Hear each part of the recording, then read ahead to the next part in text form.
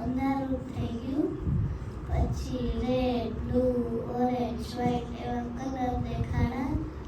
અને પછી જ્યારે મેં થર્ડ આઈ ઉપર ફોકસ કર્યું ને ત્યારે આમ જોરદારના ઝટકા આવતા હતા. પછી સ્ટેચ્યુ ઓફ યુનિટી ગયો. ત્યાંથી સરદાર વલ્લભભાઈ ત્યારે સરદાર વલ્લભભાઈ પટેલના ટકા ઉપર ચડી ગયો.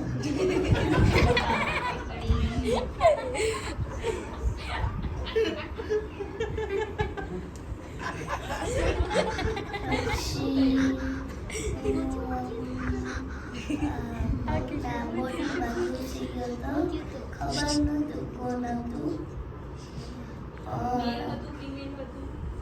ફિમેલ હતું અને ખબર નહોતું કોનું બોડી હતું.